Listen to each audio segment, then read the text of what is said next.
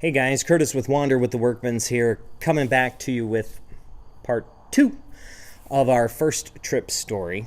Now, if you haven't caught the first video, you don't need to watch it to enjoy this video, so you can keep going. But I do suggest you go back and you check out that video first, because in order to tell this story properly, I've got to rewind back to some of the events that happened that I didn't cover but happened at the same time as that first video.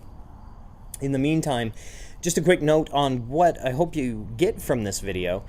The idea here is not to scare people away from full-time RV living or even weekend RV living.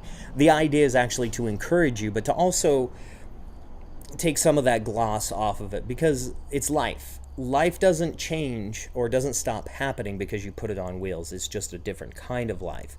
And so I wanted to talk about that with the idea of showing people that you get through it. Everybody's got to have a first trip story. Everybody's got to start somewhere. And it's just a matter of starting and knowing that it may not be fun in the moment. It may not be the perfect situation to start out with. But you will get through it. You will learn. You'll upgrade. You'll do things differently. And at the end of the day, or a few weeks on, even, it's gonna be a funny story to tell around the campfire, or to tell your friends and family back home. And it's a great way to meet other people who live this lifestyle, because everybody's got that first trip story. Everybody's got that story about the first foible or the first hiccup.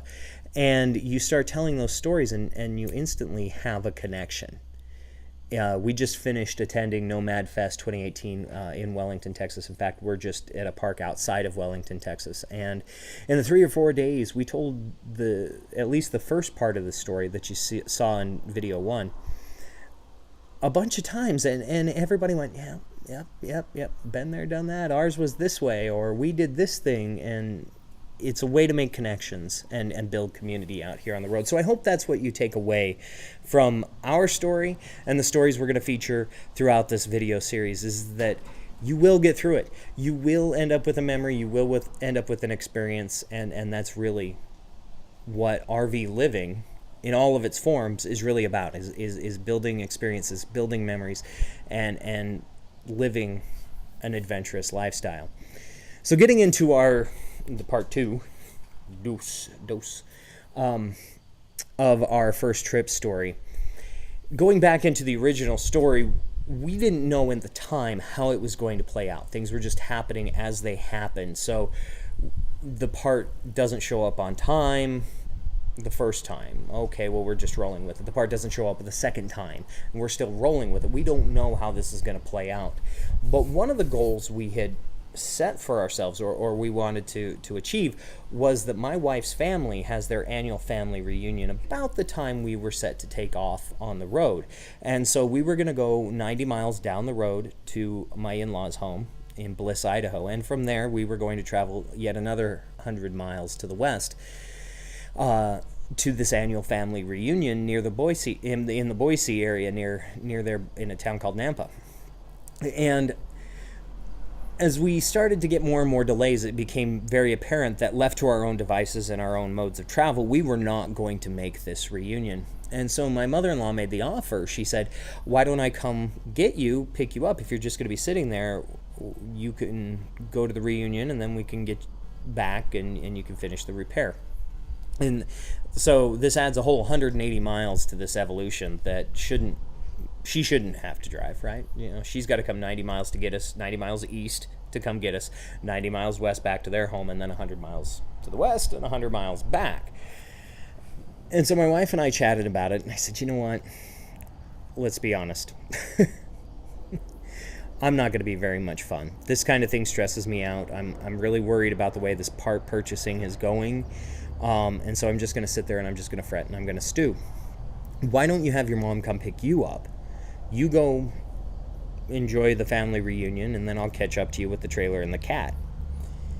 And so that was what we decided to do. Her mom came and got her, and they went off to the family reunion.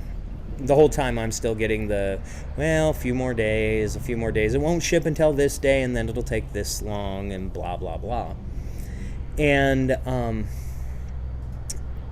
that was, and so my wife ended up saying, well, I really feel bad about asking my mom to travel yet back again and then back to her home to drop me off. Why don't I just stay here in Bliss and you catch up to us? Okay. That's the way this is going to play out. So, like I said in the other video, we got the part. It went on perfectly. We've put almost 5,000 miles on it since then. Not a problem. Not a hitch. But this is the part of the story where we talk about my nervousness, apart from knowing the history of the bearings, and that's what started this whole thing up. I'm also nervous about the truck. I'm nervous because we have a half-ton, two-wheel drive, regular cab, short box Dodge, a 2006 Dodge with a 3.7-liter V6 gas motor in it. Standard transmission, standard locks, standard everything. I bought it in Arizona, and it was really just a kind of run-around town pickup. But we had done the research. We had looked in the owner's manual. We had looked it up online. We found that it should tow around 8,800 pounds total. And we had taken the advice that it's given by a lot of other YouTubers, and that is go with what you have. And it's excellent advice. The philosophy is that there are plenty of reasons to put roadblocks in your way. Well, I want the perfect setup, so I got to get a better truck. I've got to get a better RV. I've got to get whatever before I can get on the road. And those roadblocks, they start to add up, and the next thing you know, you're still sitting at home going, nah, someday I'll RV. So go with what you have. You can always upgrade along the way, and this is you can always upgrade along the way, and this is a perfect example of that. So I'm nervous about this truck, and I hook it up and I get going down the road, and at first it's pretty flat. From American Falls, Idaho to Burley, Idaho, it's pretty darn flat. It's on the high desert. It's up on a plateau on the high desert, so there's some wind and I'm getting some sway. But everything's fine until you get about 30 miles outside of American Falls, and there's a junction between two major freeways there. And at that point, the freeway that I was on starts to load up with interstate semi-traffic. And now I'm battling to keep the sway down, and I'm battling trucks, big trucks that are pushing me around all over the place. So I say, okay, fine. I can't do this on the main road. I'm going to get off and I'm going to take the back road. And I hadn't taken the back road before then because between American Falls and Burley, there is no back road to speak of. So you kind of have to make that journey whether you like it or not. And then you can get out and get on the farm roads, get on the frontage roads. So I get to Burley, I get on the farm roads.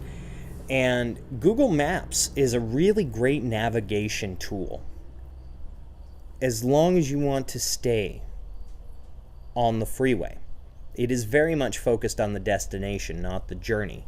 And so the best way I've found to describe my journey from Burley to Bliss, Idaho is it resembled the edge of a doily, because you get off and it gives you a route that takes you a little bit out and then directs you back to the freeway. And then you find another route and it takes you out a little bit and then it directs you back to the freeway. And you constantly do the scallop motion to use when you're using Google Maps. And at the same time, I'm getting phone calls from everybody. My mom is calling me, Havel is calling me, her mom is calling me. And in Idaho, we don't use cardinal directions. Much like in Missouri, they have the Farsi. In Idaho, we have the over there, or the by the whatevers. And so directions aren't given by go 5 miles east and then turn west or whatever. It is who lives there. Oh, well, then just go 5 miles down the road till you see a big haystack and then make a left and you'll see old Bob Smith's barn falling down over on the left-hand side. Go 5 miles past that. Or it's by the... So my mom is calling me, giving me directions by the airports. She's like, oh, it's by the Gooding Airport. Just go to the Gooding Airport.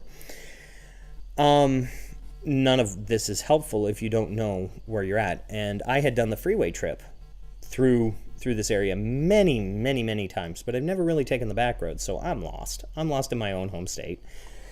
And 5 hours. 5 hours later, I finally accomplished this 90-mile journey, and it only took me 175 miles. Because I'm good like that. But I made it. Here's the other thing that you should know about this story. Just prior to us taking off on the road, the air conditioner in that truck went out. Just dead. It's the start of August, so we're talking 95 to 99 degree temperatures. No air conditioning, except for the 255 air conditioning, which is 2 windows down and going 55 miles an hour down the road. But that's only letting hot air pass through. So I'm dying. I've got the cat with me. She's dying.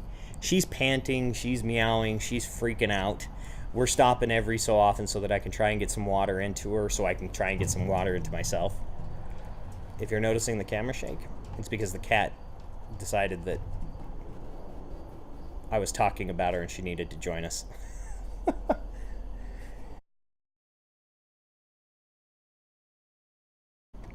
So the cat survived. I survived barely. We get there, we pull into the parking spot that her parents have set out for us, and I run the air conditioner cover into an apricot tree. That's awesome. So I get out of the truck. I'm just drenched in sweat. I'm sticky. I'm upset. Everything. In fact, I had gotten lost so bad that I finally called my wife and I said, "Come get me. I'm in Gooding, Idaho. Come get me." She came and got me. We made it. I pile out of the truck, just hot and sweaty, and my wife is trying to get me cooled down. She's like, "Here's some water. Here, my mother-in-law had made me a smoothie so that I could eat some crushed ice, get cooled down." At the same time, my father-in-law is trying to be helpful, and he's trying to unhook the trailer. One of the things we learned really quickly is that you have to have the chocks in place before you unhook, or before you hook up. They have to be in place because that trailer rolls really easily. It wants to roll away. And him being a farmer, he's used to dealing with farm implements that you put on the ground and they don't move without the help of a tractor. So he's setting down the jacks and he's getting ready to uncouple it, and I'm trying to tell him don't do that until we get the chocks in place, and my wife is talking to me and everything's going on all at once. I didn't get the message across. He unhooks the coupler, the trailer slides off, falls off the jack stands, hits the ground, crushes a hose that we had laid out to run water to our trailer. It ends up stopping on top of the electrical cord, so we couldn't hook it up. We had to move the whole trailer to get it done. So that's the part of the story that could have ended with me being single, because there might have been some cussing. There might have been some throwing of stuff, because I was literally baked. I mean, I stick a fork in me, I was done. And then the trailer falls and everything. It's just pandemonium. So that, and it got to the point where my wife is like, "I don't know if I like you right now. I love you, but I don't know if I like you," which, fair enough. I can understand her point of view on that one. But the good news is, here's the good news, and this is to the upgrading point, is that it was proof positive that we were not going to get it done with the truck we owned at the time. And so I was quite frank with my wife. I said, "I'm not moving. You can hook that truck up and you can risk your own life, but I'm not moving, and I don't think we should move until we get a different truck." And so we were really looking at spending a few months in Bliss, Idaho. Like, that 3 weeks after going only 3.5 miles was going to turn into 6 months after only moving 90 miles. And so we were really perplexed about what we were going to do. And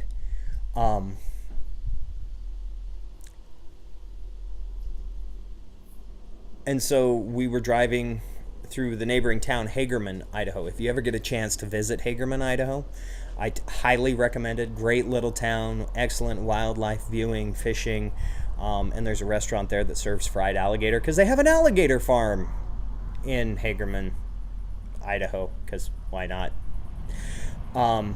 Anyway, but do check out Hagerman, Idaho.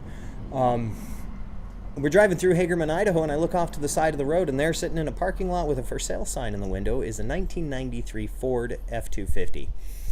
Long box, extended cab, four-wheel drive, 7.3 liter diesel engine in this bad boy. thought, man, if I was going to pick a tow vehicle that's able to do the job and in my price range, that's the one I'm going to pick. So tell Havel about it. We go back the next day. We say, you know, how much you want for this? And they give us a price, and it's almost in our price range. So we call the bank. We say, hey, here's the deal. Can you help us out with this? And they're like, well, we'd really like you to be $1,000 less on that, because they're giving you kind of high book and that kind of thing. And so we went back to him. We said, well, here's the deal. We talked to the banker. The banker's almost ready to do it, but we need it to come down $1,000. If you could do that, we've got a deal. And sure enough, they said, well, you know, really, this is our second truck. We bought it many years ago to RV. And they had since upgraded their vehicles and just had always hung on to this thing. And it was in excellent shape. It was it had about 30,000 fewer miles on it than the truck we were replacing. It was just perfect. And they said, yeah, we're just tired of having two vehicles to maintain and insure. We can go 1,000 less. And so that's how we ended up with our 1993 brand new truck, our truck that's new to us, that has gotten us down the road. We've put close to 5,000 miles on it since we bought it, just in the middle of August, and it has gotten us to where we want to go. It's gotten us here to Wellington, Texas. It's gotten us to a place where we've met great people. We've seen incredible views and vistas, and have really enjoyed ourselves. And for me, it really was a game changer, because I would look at our old truck and it would make me nervous. I mean, I dread the idea of going down the road with this pickup pulling this trailer, because I just knew it wasn't quite right in the setup. And I look at this new to us truck, and I can only think of one word. Every time I look at it, I think of the same word. I think of adventure. That's what I see when I look at our new truck. So I didn't handle my frustration and the heat well that one day, and my wife will probably never let me forget that I didn't handle it well that day. But in the end, we ended up with what we needed to get us down the road. We ended up with a better situation for our safety, and it really opened up a world of possibilities for us.